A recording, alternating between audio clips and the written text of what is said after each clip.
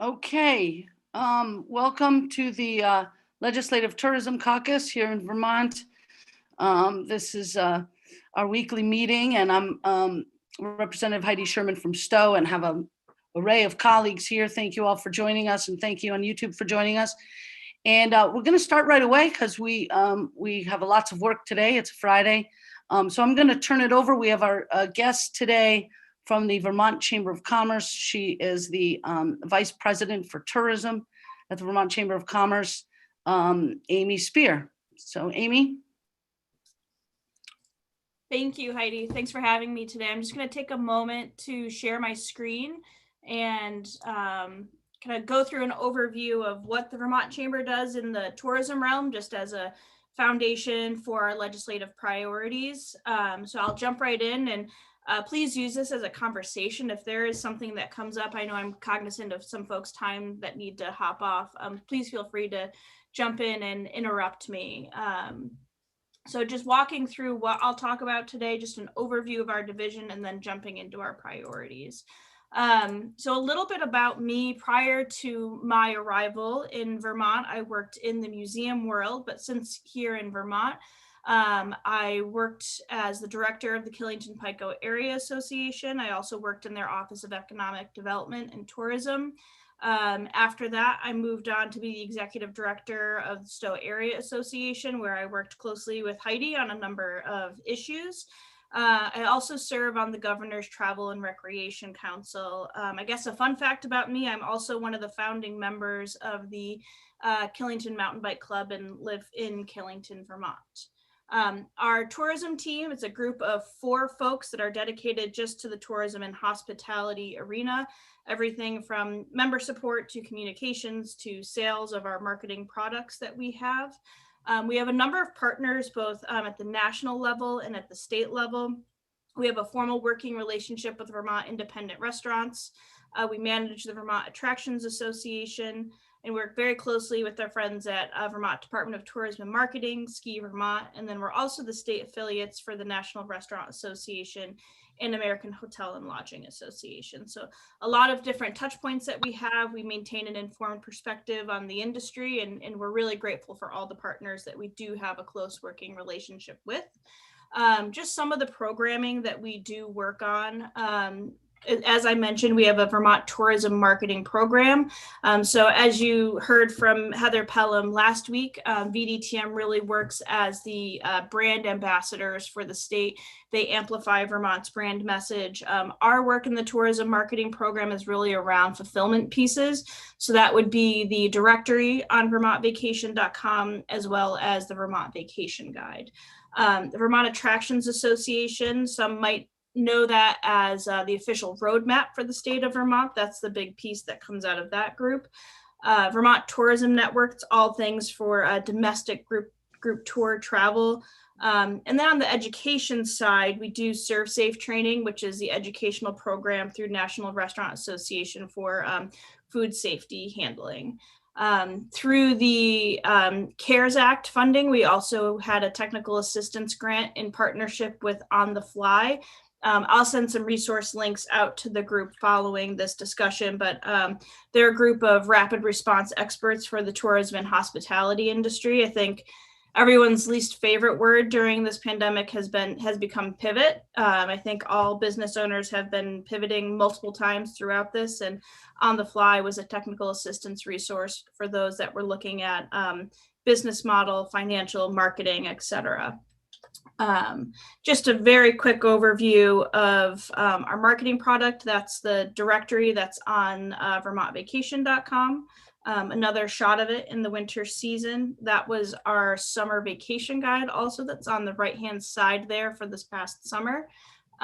Just to give you an idea of how an individual business is represented on the directory, this really falls into the funnel the tourism marketing funnel that Heidi has shared with the group. This is Liberty Hill Farm located in Rochester. As a business, she has the ability for direct booking, no commission or anything associated with it, just goes right to her site. Also map, description, images to describe the property. So that's our very, very quick elevator pitch, I guess you want to call it, on on the programming that we have in the tourism division. I'll pause there briefly if there are any questions, and then I'll jump into our legislative priorities. Actually, Amy, I have a quick question just to follow up on the Liberty Hill Farm comment. So you have, you're not a direct marketing organization like Stowe Area that has reservation capacity and does that. You actually just direct people to these businesses, whether it's hotels or attractions or restaurants. Yep.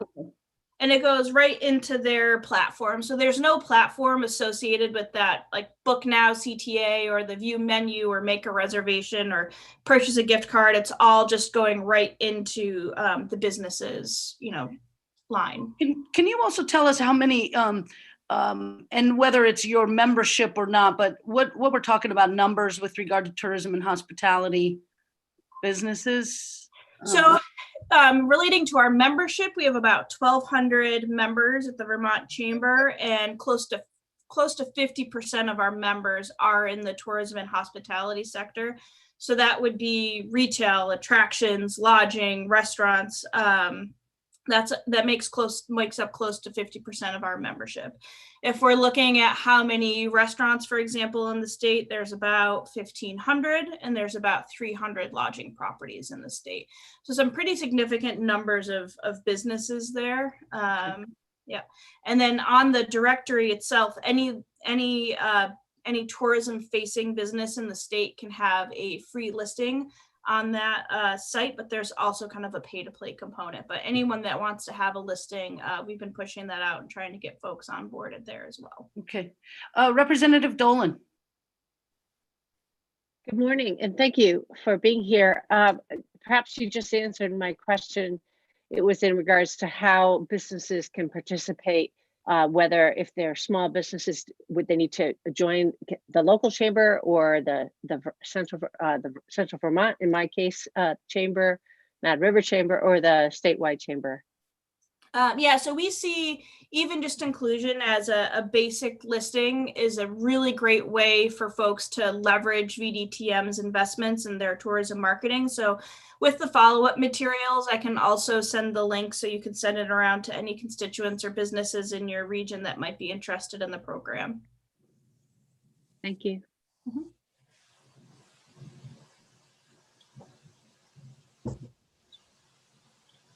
Great. So it sounds like we're good to move on to our legislative. I'm sorry, Oh. I was muted. Representative Kalaki has his hand up. Yep. Good morning, Amy. Next Friday. I'm wondering if theaters and museums are actually part of your constituents. Yes. So we would put museums under attractions. So under Vermont Attractions Association, we have a number of folks that are in that program, and that while it's a separate entity, I serve as the president of Vermont Attractions. For example, we have Montshire Museum, Fairbanks Museum. So we do have a lot of different touch points. If you think of anyone in the sector, we have a touch point with them. Great, thank you. Yeah. You're good, Amy. Okay, great. Thank you. So I'm going to move on to our tourism and hospitality legislative priorities. If I go the correct way in the presentation would be helpful. So this is just an overview of really all of the chamber's priorities, and then I'll take a deeper dive into the specific issues. Additional business grants that I'll take a deeper dive and give you some perspective on restaurant and lodging outlook. So that would be additional grants for businesses. Really, the grants that have been issued only go through Q3, and the pain is certainly continuing on. We're looking at special help for lodging and restaurant properties, which includes adjustment to alcohol-related regulations, third-party app delivery consent language, and then reform on short-term rental regulations. Tourism marketing is always on our list, making sure that we're preserving that funding. It's always great when the funding can be enhanced. And really, as we emerge from the pandemic, or we look forward to emerging from the pandemic, we're going to need to make sure that Vermont is a welcoming destination and we have the money to do so in a competitive marketplace. A few issues that I really won't be going deep into would be unemployment insurance relief, investment in childcare and broadband. Those items, if someone is interested in learning more about those, I can connect you with our government affairs director, Charles Martin, who's our really internal expert. I can give you a high level overview of that, but if anyone wants to go deeper, I can connect you with Charles Martin on that.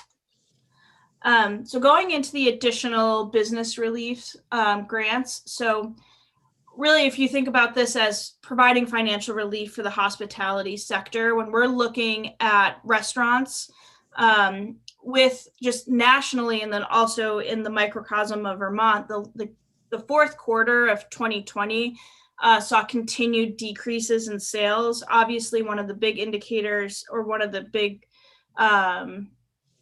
items that caused this, was no multi-household gatherings, no multi-household dining in Vermont, also the cross-state travel guidelines. So really what ended up happening is the restaurants are falling into a double-dip recession, which means that before they can even recover from the first recession that hit them, they're hitting another one. So just when there's a glimmer of hope, things get really smacked back down again. The lodging outlook, the hotel industry had the worst year on record in 2020. From Smith Travel Research, which is kind of the top tier data collector for the hotel industry, reported that nationwide occupancy was at about 44% for 2020. And what that means for the lodging industry here in Vermont is if a lodging property can't operate at around 50%, they're operating in the red. So what we see here are both restaurants and lodging properties in particular, not only not being able to climb out of the recession, but they're still operating in the red, even with support, which is so appreciated from them. They can't climb out when they're still operating in travel restrictions.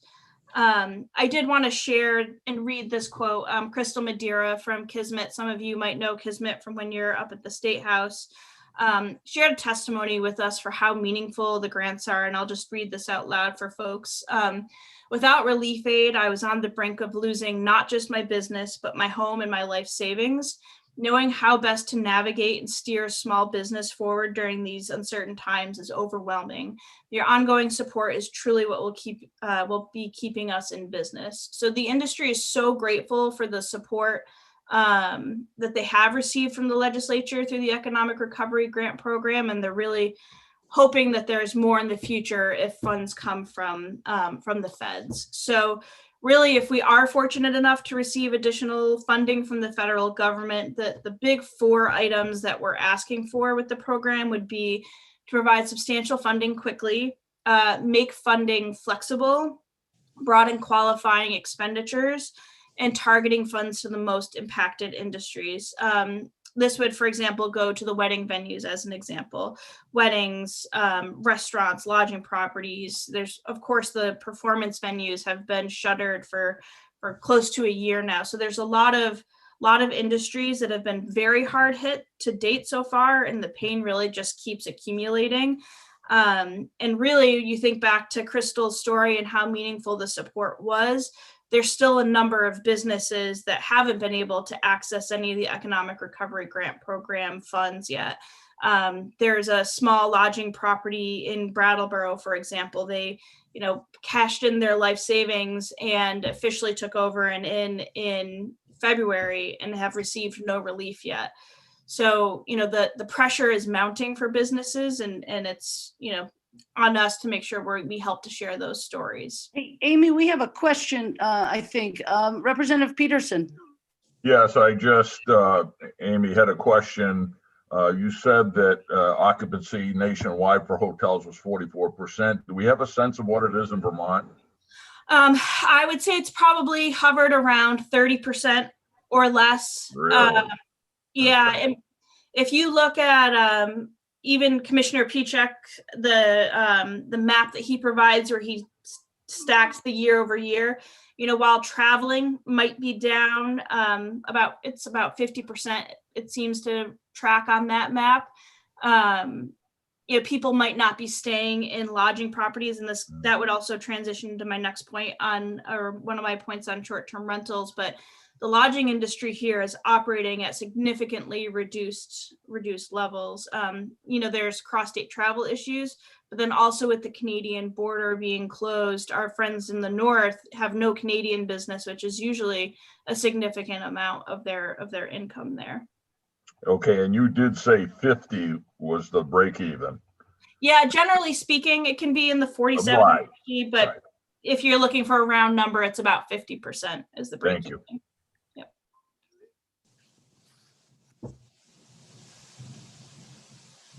Any other questions before I move on to the next issue? It doesn't look like it. Okay, great. So a few things that we're looking at specifically on the restaurant and bar side. I believe Representative Byron talked through some of these items that I think he's pushing in the miscellaneous alcohol bill, but I just wanted to highlight these because not only would they provide regulatory relief for the restaurant and bar industry in Vermont, but it would also provide financial relief. So this is something that the state can do that doesn't rely on the feds. And it's something that really can help with sustaining a business and helping them to get to thrive. So one thing is looking at licensee pricing for third-class license holders. So this would bring Vermont in line with other control states and ensure competitive industry pricing. So when you go to a liquor store, you might pay a certain amount for a bottle of vodka, and the restaurant is also paying the same amount you are. So there's no differential between what a restaurant or bar is purchasing spirits at compared to the consumer. And we're definitely out of line with other control states on that. So both New Hampshire and Maine have a mechanism in place that provides a break for folks for license holders when they're going and purchasing. It varies by state, but we want to make sure the conversation is out there because when you're in the industry, someone in New Hampshire, as an example, might charge $12 for martini, and the bar here needs to also charge $12 for a martini. So then the margins at a restaurant's already razor thin. And in other states, most actually are making a lot of money on their bar service, where in Vermont, it's really not a money maker for restaurants. So that's one way that would be not only regulatory and financial relief for restaurants there. Also looking at removing a logistical burden. Whenever a license holder needs to go to a liquor store to purchase, they have to do so with a check. So they have to physically go and purchase their alcohol with the check. They're not able to do so with a credit card. So it's just more of a removing a logistical burden and modernizing the system just a little bit. It's interesting because a consumer can go and purchase with a credit card, but a business can't go and purchase with a credit card. Another thing that we're looking at are alcohol to go sales. So looking for a formal extension of the current pandemic allowed alcohol to go. Right now it's tied to the executive order. Really what we're looking for is to do some sort of formality with it so that there can be a wind down period. Businesses have altered their business model to accommodate this. Consumers have come to expect it. So formalizing this versus tying it to the executive order would be very helpful and not cause yet another pivot for struggling restaurants. Looking at some regulation of third-party platforms, really the primary piece that we're looking at is consent language to ensure that restaurants have to agree or have to approve a third-party app like Grubhub or DoorDash, including their menu and selling their items. This causes a number of problems because imagine if you're a restaurant and all of a sudden you discover that Grubhub is selling your food as a third-party platform. There's a lot of issues that can come from that. Also, one big one is a customer service standpoint.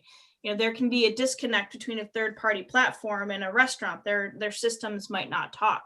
So then there's a negative customer experience that really should be on that third-party platform, but the consumer doesn't know that, and they put that to the restaurant. So making sure that a restaurant is not included on a third-party app without consent language is a big piece. And third-party apps, I guess, just for reference, at the moment they're primarily in the larger, denser populations of Vermont. So that would be mostly in the Burlington area.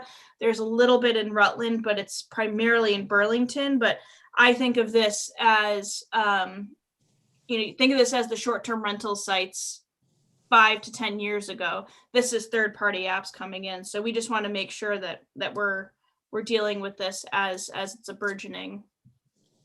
Amy, looks like we have another question. Representative Austin? Yes, thank you. Amy, are these requests or, ask for adjustments, are they in current proposed legislation? I believe they will be included in the miscellaneous alcohol bill that will be in House General. Thank you. Sarita, I Yep. think Matt's working on it. I was wondering if it was included in Matt's bill. Yep, thank you. Representative Wood?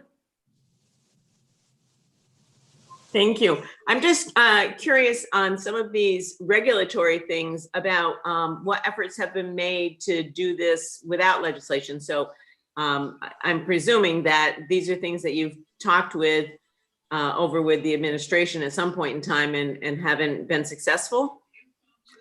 Well, I guess there are some pieces that have to be tied to legislation or that have been tied to legislation. So for example, the alcohol to go sales, Deputy Commissioner Kessler introduced language on that in September of 2020, but it didn't really go forward because the committees wanted to have more testimony on it and have a better understanding instead of passing it quickly.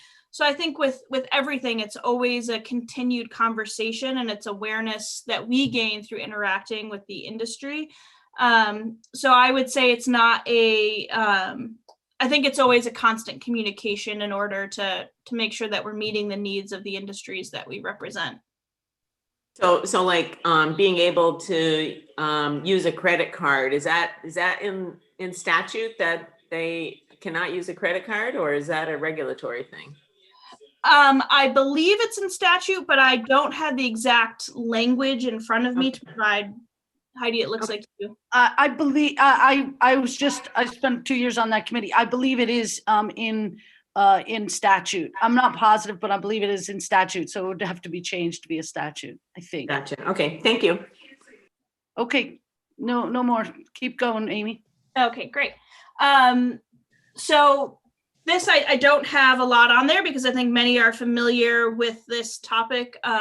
Short-term rental regulation reform. The Vermont Chamber has worked on this for a number of years, and we're going to continue our work this session to pursue equity in the lodging industry, looking to level the playing field between a licensed lodging property and what you would say are an unlicensed lodging property, which would be a short-term rental. Our priority is really to work towards a short-term rental registry. One of the reasonings for this is, this will allow us to begin to understand the breadth and the depth of activity in communities and to determine with a data-driven approach what future action may need to be taken on the short-term rental side of things. So you might want to think of it as a crawl, walk, run. Our priority is really getting a short-term rental registry in place, because then we can really understand the issue a lot more. So we don't make a big sweeping change without understanding the breadth and the depth of the issue, understanding how many are managed properties, how many are maybe an individual renting out a room, how many are single rooms versus whole houses. Something that really came out of the short-term rental study that was presented to Senate Economic Development in May of last year, so May of 2020, that the data that Dartmouth collected started to show the connection between impacting housing stock with short-term rentals. So the 3 highest counties with short-term rental instances based on data that was able to be collected are also 3 counties that have the highest number of short-term rentals. So there's Lamoille, Chittenden, and Rutland counties have that. They're starting to see that connection between housing and short-term. Also on that leveling the playing field, licensed lodging properties are responsible for a whole host of health and safety regulations, and there's nothing really for short-term rental operators. So the pandemic, for example, put a really fine point on the ability for short-term rental operators to operate with a level of anonymity, because the administration, for example, was not able to get into contact with operators of short-term rentals about any pandemic-related travel restrictions because it was all run through a third-party platform. So really working towards moving to a registration system there. I think that's something that we've been pushing for a number of years. It looks like we have a couple of questions. Stephanie, Representative Jerome. Thanks. Amy, first of all, do you think you could give that study to Heidi so she could distribute it to the caucus? Yeah, absolutely. I think we'd all like to see that. And so when I speak to my constituents, the local inn owners, they're really upset about the inequity in the regulations between the short-term rentals and inn. And so I was hoping that would come forward, that if people are going to do this, that they need to have the same safety regulations and the same.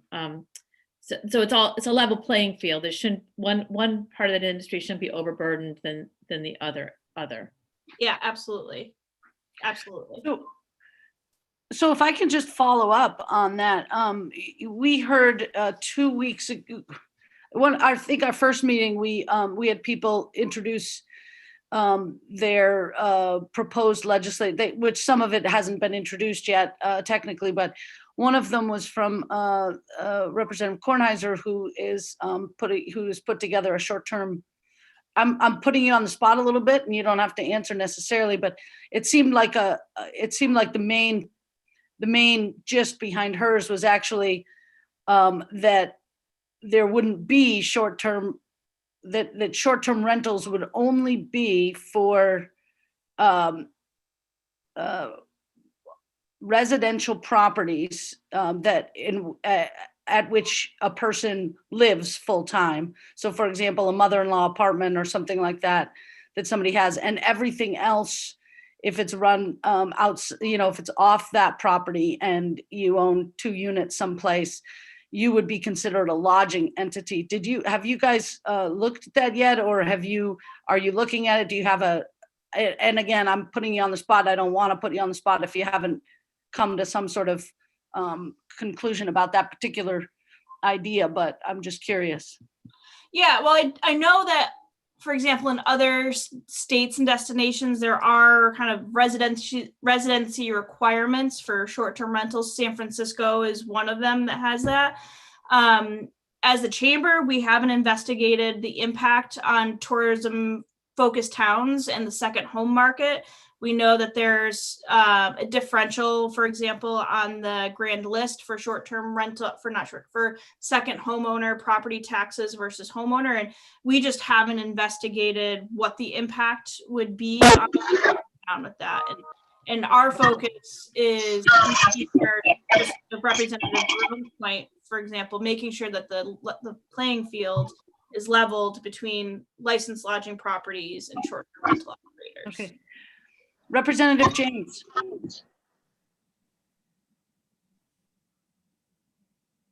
I'm all set. My question is answered. I forgot to take my hand down. Sorry. Okay, no problem. Just a reminder to everybody mute unless you're speaking, please. Go ahead, Amy. Great.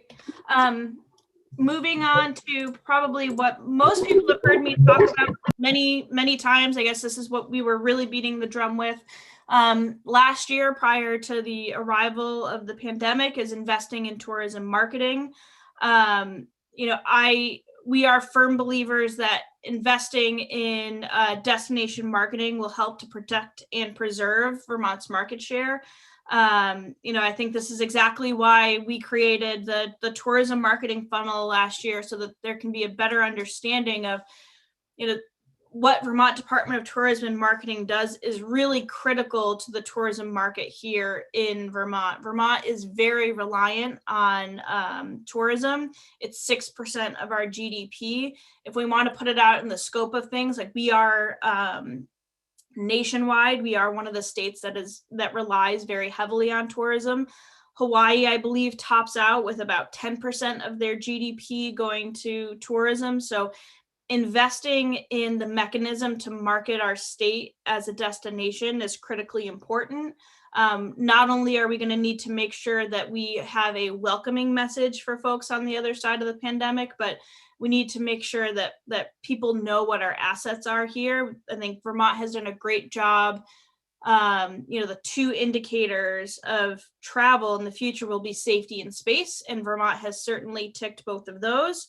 But we need to make sure that we're telling visitors that we're open for businesses, and we need the resources to do that in a very, very crowded marketplace. I think many of you have heard me speak to the point that, Vermont's investment in tourism marketing is much lower than our surrounding states. It's often one of the lowest in the country. And given that our GDP is so reliant on tourism, I think it's critically important that we are investing in marketing ourselves as a destination. Heidi, I have a question. Sorry, yeah, go ahead, Representative Morrissey. Yes, could you just reiterate what our surrounding states, how much they use compared to Vermont's tourism dollars for marketing? Could you just give? Yeah, absolutely. So when we're looking at, this is me getting it off the top of my head here. So if we look at New Hampshire, it was 10.8 million in FY20. Massachusetts was 12.9 million in FY20. Maine's was 17.9 million, and Vermont's was 3 million. Now that 3 million doesn't include the CARES Act funding that went to VDTM. That's their base budget. Amy, I'm sorry, can you repeat those? Yes. So this was all for FY20. New Hampshire was 10.8, Massachusetts 12.9, Maine 17.9. And none of those included the CARES Act money either? Correct. Those are all just their base budgets, their general budgets they have every year. And each state does, I guess it's important to note that each state has a nuance in the way in which they're funded. So Maine, as an example, it's 5% of their meals and rooms tax goes to fund their tourism department. So back before that mechanism was put into place, I believe their funding, and this was in the very early 2000s when their mechanism was put into place, their funding was similar to the level of that of Vermont's. So it's almost similar to what the governor has proposed in his budget address, where, and I know, Heidi, you've worked on legislation like this in the past, where it's a percentage of the meals and rooms or a portion of the meals and rooms, because it's driven by the tourism industry. In Maine, it's funding their marketing of that industry. We actually, so I'm going to be submitting the bill today to be introduced, but we have a bill that will be introduced that has 2% of our of the revenues going to the Department of Tourism and Marketing of rooms and meals tax revenues, and if you, I'm still talking to Heather Pelham and Craig Bolio. Craig Bolio is our Commissioner of Taxes, and they're going to go through the proposal that the governor has, and he talked about it very briefly in his budget address. So we'll hear from that as a caucus. Hear about that as a caucus soon. I'm going to talk to Representative Jerome, see what we might be able to organize for that, to understand what the proposal is.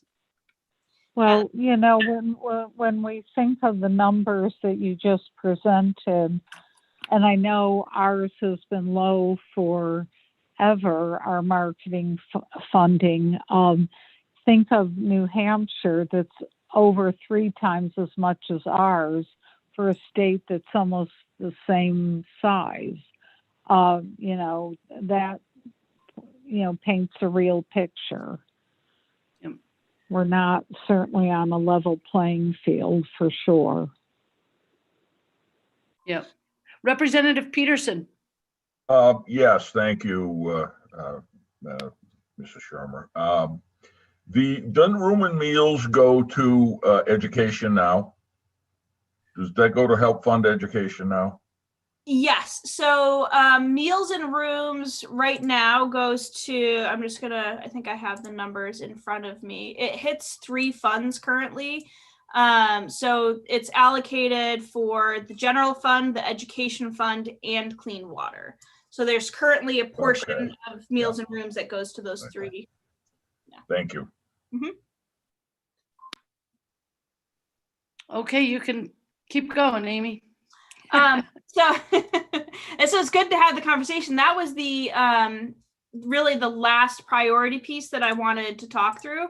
So I can stop sharing my screen, and I'd love to take more questions or talk through any particular issue that folks are highly interested in.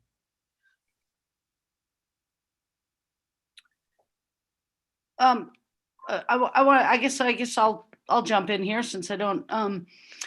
So I want to just go back to the funding piece, and I'm wondering if I know that you obviously have conversations with the administration as well, and have had on the funding piece, and I'm just wondering if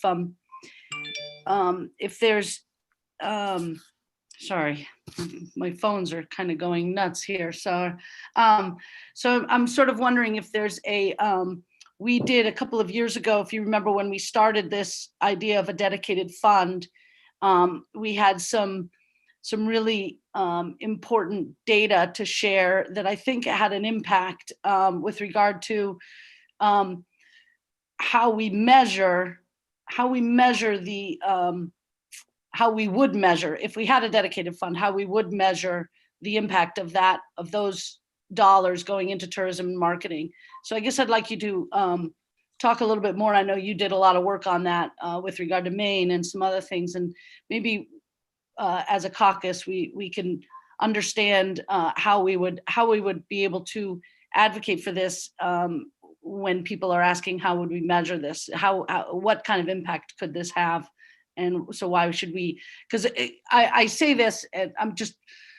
I say this because one of the challenges with a dedicated fund is just that it's a dedicated fund, and many of our colleagues are reticent to put in dedicated funds. That was one of the Clean Water Act when we did it. I thought it was I made it clear, like we're now putting in a dedicated fund for clean water, so the precedent is now there. I just want to make sure that we might have some ways to advocate for it when people talk about dedicated fund and how we measure the success of it. So, yeah, and I guess I can, I guess to set the table for that, I'll talk on my understanding of the administration's proposal on the fund, that it would be a one-time $1 million general fund investment to get it started, plus a portion of the rooms and meals tax revenue generated annually that exceeds the revenue forecasts. So the administration's proposal isn't quite that set standard off the shelf percentage, but it's based on over revenue forecasts. But I think when we're looking at the effectiveness of tourism marketing, there's a lot of pieces. And I think that a common thing I say is, often an economist is going to look for a causation, because that is something that is absolutely definite. And I think really on tourism marketing, especially because the department is doing brand advertising, which is selling the idea of Vermont, inspiring people to travel here, there are different nuances and measurements that should be taken into consideration, because you need to look at all the things that add up to the correlation and the positive benefits. So the performance of the meals and rooms tax is obviously an important piece of this, because we see if the industry is performing or as the proposal from the administration would be, if it's overperforming in theory, that would, seed money from more tourism marketing. I think that there are also some really great data points that VDTM has access to now. I know they're using a new vendor that will provide them closer to that ROI number that the legislature is always looking for on the tourism marketing investment. I think Heather might have presented some of that data to this group last time, or maybe it was in Senate Economic Development that she was presenting that. But there's a lot more data sets that are available that you can really show the correlation of how all these things add up to a healthy tourism economy. Does that answer? Yeah, it does. I think we might want to get Heather back in after we hear from them, or when we hear from them, to really talk about, to show us those measurements more closely. She did an overview of a little bit of, the impressions and things like that, but she might have more that she can share with us that would be beneficial as we talk to our colleagues. Representative Jerome. I have a quick question about the state of the industry at the moment. So this weekend, I happened to be in Montpelier, and I was so sad to see so many restaurants that the restaurant landscape has completely changed in Montpelier. And I get it, the state government's at home working, we're not there. I look at Brandon, and I see that I've been really proud about how they've been able to hang on, the restaurants and the lodging. So is there data about how many restaurants have shuttered or lodging industries that have closed their doors? I mean, at the same time, I'm seeing new restaurants opening too. So I have mixed feelings about everything, but I wanted to know if there's I hate to ask this, like what's the really bad news? So I guess it's not a surprise to anyone that the industry really has been decimated by operating restrictions. Where some people were optimistic for a normal summer of 2021, or even early on optimistic for a normal winter of 2020 into 2021. Now the industry is planning for no normal, or I'd say in quotes, normal, until spring of 2022. So there's a really, really long road that people are trying to navigate right now. Vermont has been so fortunate because of the Economic Recovery Grant Program. We haven't seen as many businesses shuttered as other states. Nationwide, 110,000 restaurants have closed their doors, and I'm on a number of calls with other state restaurant associations, and our partners at VTIR are also looped in with a lot of nationwide conversations. And the level of closures in restaurants, as an example, it's far less here than it is in other states, because economic recovery grants were the lifeline to get to that bridge. I like to think of everything as a continuum, and the pandemic really cut that continuum, and the grant program helped to bridge that. So people now can figure out how can I pivot? How can I make sure that I'm on the other side now that I have this safety net with the grant program? Because that was the differentiator for Vermont, is that we've had that. And while the industry is still really, really hurting, that was such a critical piece to it for folks. Is there a tally? Do you know how many restaurants or how many lodging establishments have closed because of the pandemic? I don't have an exact number. I've got a report that I receive, and I think that there's so many variables, because some have decided and vocally said that they're hibernating until February or March. So there are some that have said they're closing their doors, but there's so many different ways of the businesses kind of hibernating, shutting down, or reassessing what they're doing. I don't have an exact number on the closures, but I know, many are on the brink, and it's going to be a long, long road ahead for them. Oh, okay. Thank you. I don't mean to be the No. negative Nelly here. I'm glad you brought it up, because I actually want to follow up. Again, you have conversations just like we do with the administration, and trying to figure out how we move forward, how we get people through, how we can emerge get them through this and emerge successfully. And nothing is about profit right now. It's just holding on.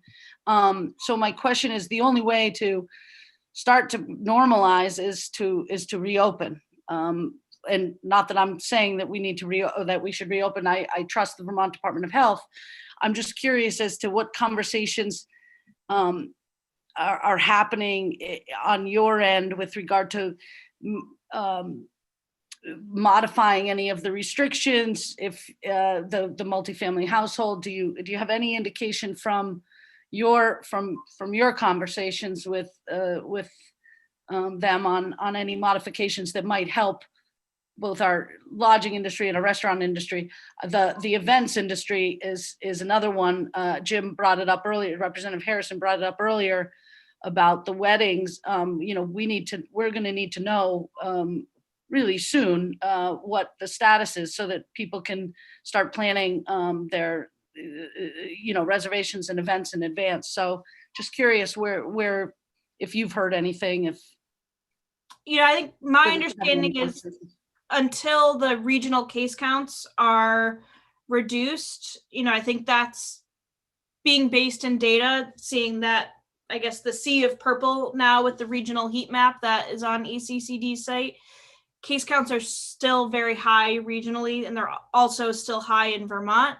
A glimmer of hope for folks would be to allow multi-households to dine together, for example, in a restaurant, because when that happened, not only did consumer confidence dip with people that were in Vermont dining out, but then again, it started that downward spiral. So I think I've even had conversations with operators that say, I would much rather be able to run my business than have to receive support, but they can't operate their businesses right now. So it's so critical. And, I would say until regional case counts go down, we're unlikely to see changes based on experience.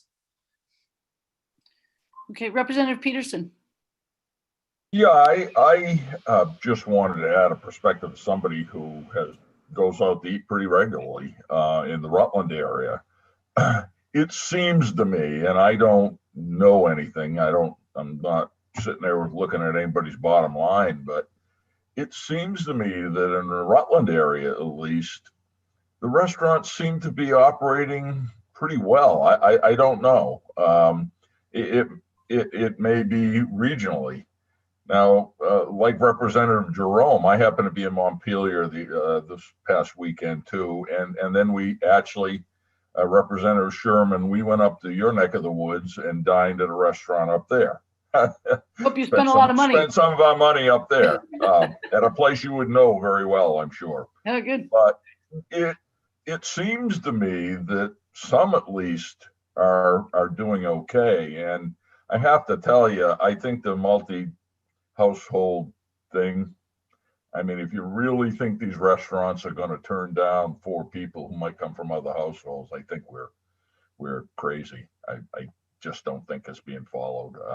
I mean, we can debate that and worry about it, I guess, but it seems to me that at least some restaurants, and I'm curious as to how many restaurants normally fail, because driving around, I see in a good year, not non-COVID year, a lot of restaurants close their doors, then reopen, close their doors, then reopen. We all know the places. So just another perspective, that's all. And I think after this call, I'll share the written full testimony of Crystal Madeira from Kismet. I think it paints a good picture of how exhausting it can be to have to continually pivot your business model. And I think even a portion in her testimony refers to, like, I pivoted and I got kudos, and it seemed like I was doing well, but I was just trying to survive. And that's the story that we're often getting from folks, is that it's very difficult to survive. And even sometimes they may seem busy, maybe they're not as busy as you might imagine. And I guess something to point out, kind of a differential between your more, and I guess Rutland's kind of on the cusp of this because of Killington. When you're in a in a tourist destination town, 70% of your restaurant business comes from a tourist, versus in a non-tourist town, I think it's about 60% residential, 40% visitor.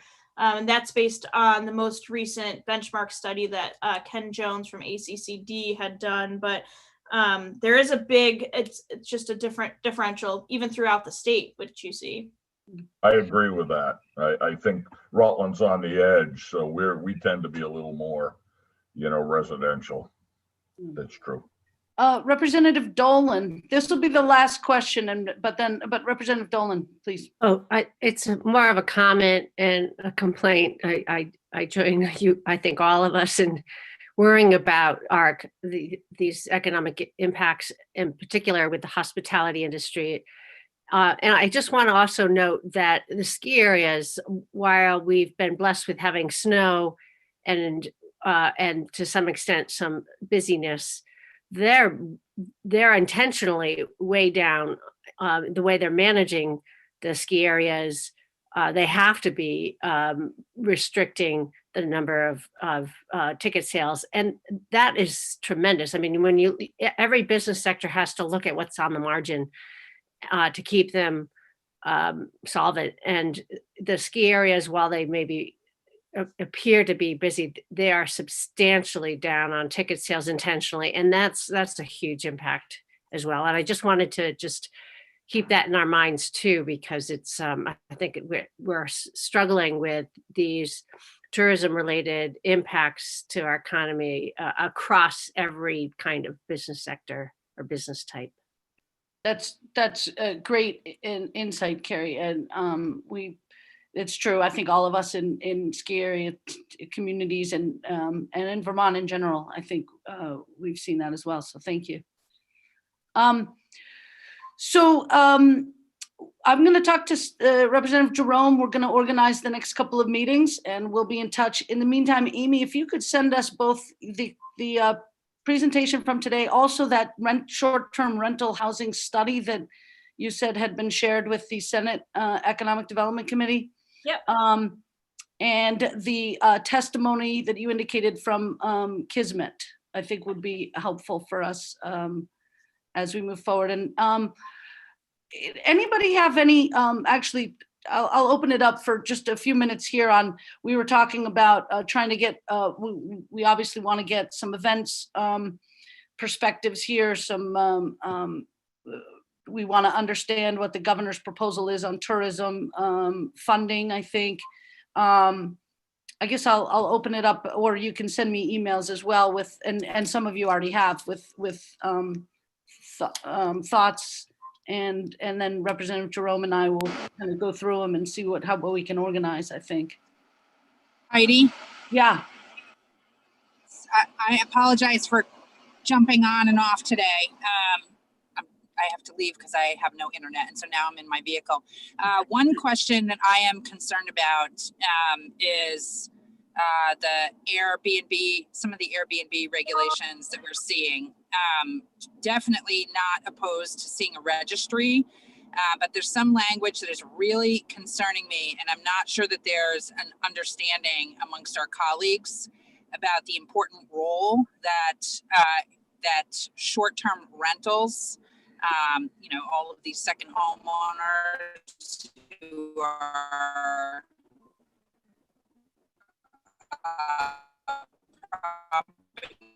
our education system interact with our major tourism destinations, which are major money issues. So that short-term rental bill that I'm seeing out there is something that I am hoping we can maybe talk about at some point in the future. Sure, absolutely, absolutely. Okay.